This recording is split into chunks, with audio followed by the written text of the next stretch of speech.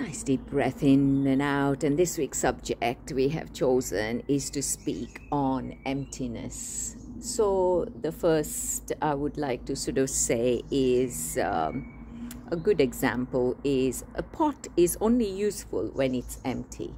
So our bodies, we can now relate to that if we fill up our bodies with all the mind habits and all other things of the mind, we cannot be empty. So what are we filling up with is a question. What are we filling up with? So and so said this, and we create disharmony. There's hatred there, greed there. There is all the things that are not from the heart, they are from the head. So the disconnection happens, and in that disconnection our behavior is not original. It is very different, and we live in fear of what? Dying, fear of all the things that have not even happened in our lives, and we fear. We have brought all this mind's noise and clutter into us. So we filled, say, this body as a pot. So we have filled it with that.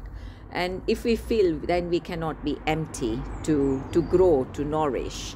So, you can see this pot here, which is already growing and blooming with the cherry blossom. Now, if I say that I want to grow, I go and get a plant and I start potting in there. There's not much room, there's not much space. So we need that space in our body as well. So the idea is to empty and observe that I have to empty. So I'm not going to be judgmental. I'm not going to criticize.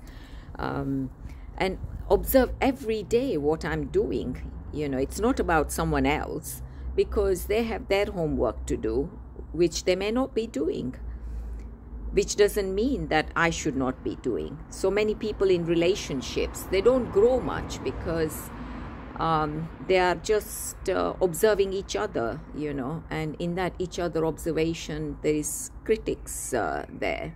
There is judging there and all sorts of things. And we cannot grow like that, because we think we are perfect, so we are just putting that on to somebody else. So let's just now say that from today I'm going to observe myself and to empty myself. What am I doing?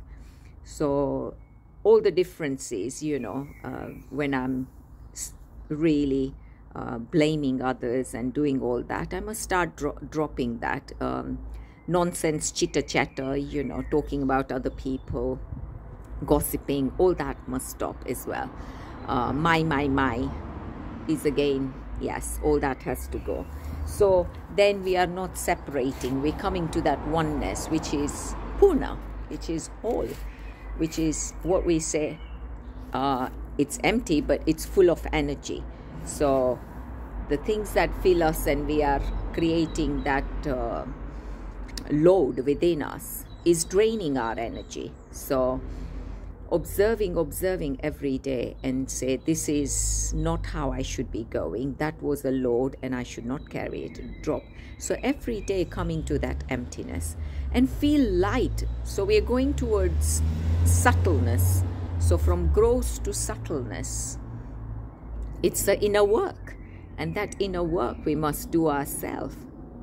And we feel that when we leave that chaos behind, we will observe that how light I feel and how much joy I feel as well.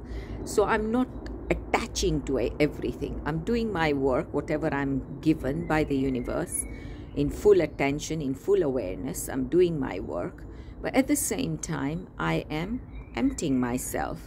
I'm not carrying the burden of the past into the future. That there is no need. And I hope this really helps you in your journey. And the truth can only be when we have experienced.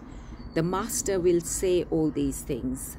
So many will say, oh, you know what, I still believe in God, but I cannot understand this. So then it will remain as a belief. But when we start living that, then we know we have stopped believing now. I understand, and I am that living truth. And that's the thing that we must come towards. And that's where the inner work has been done. And we will keep growing, we will keep rooting, we will keep blossoming just like that. And when we blossom, everything around us will blossom. We would not have wars, we would not have separation. It wouldn't be you are this and I am this. It will be we are one. And